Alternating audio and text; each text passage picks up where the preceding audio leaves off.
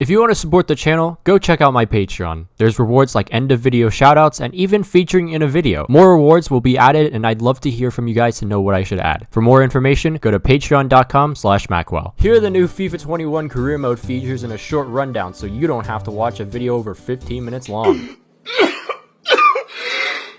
One of the biggest focal points in this year's FIFA is interactive match simulation. Create a game plan and watch a Football Manager-esque sim that shows live stats, fitness, and player ratings. Jump into the game whenever you want, whether it be a crucial moment or not. And if you're struggling, you can always change the game plan. And hey, if you're still struggling, you can always jump out whenever. There's now a new mode that makes the game harder. I mean, what else did you want me to say? Loan and transfer negotiations have been improved immensely, it seems. Just to pick a few from a huge basket, loan to buy is back, clubs won't negotiate with rival clubs anymore, and one club player traits exist now, and there's plenty more to that. Alongside that are aspects that factor into the player negotiation score. The overall of the player compared to the overall of the club, the league ranking, if the offer is from the same country or not, whether the player wants a release clause or not, preferred formation, current contract length, and many more. So say goodbye to top prospects going to bottom tier Premier League teams, Erling Haaland going to Leeds, and then I do absolutely condone buying Kylian Mbappe. The proposed takeover of Newcastle is off. It's one of the worst days that I've had in a long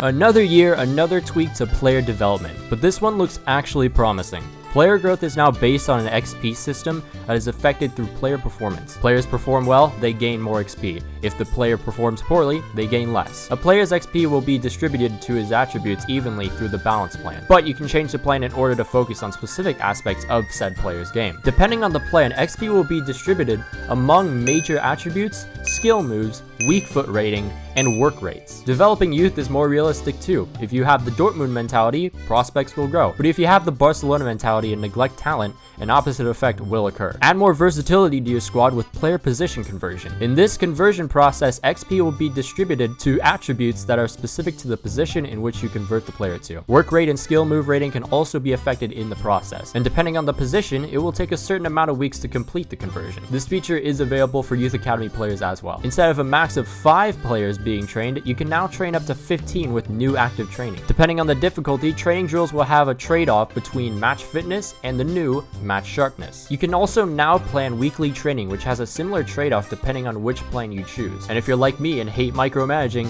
there's also monthly planning. Speaking of the brand new way EA will probably execute its scripting, match sharpness adds a new dimension to player performance. Player attributes can be affected either positively or negatively depending on their sharpness. Along with potential and age, a player's overall can be affected by sharpness, morale, and also preferred position. The press conference will probably be as dull as ever, but at least answers in the pre-match will impact players eligible to play, while post-match will impact only players who played in the match. Morale is now more affected by recent performances and current form, so now answers will be less one-dimensional. A motivating answer to a player in bad form will increase their morale more, while an answer of appraisal will increase the morale of a player in good form more. And finally, the gods have answered my prayers. You no longer have to start a save without a youth academy. A youth scout will already be present along with already existing players in the academy. The youth development rating will also determine how many players are in the academy at the start. And finally, these default looking head asses won't ask me to play them in the Champions League final anymore. Financial Takeover setup gives you the ability to change the amount of money you have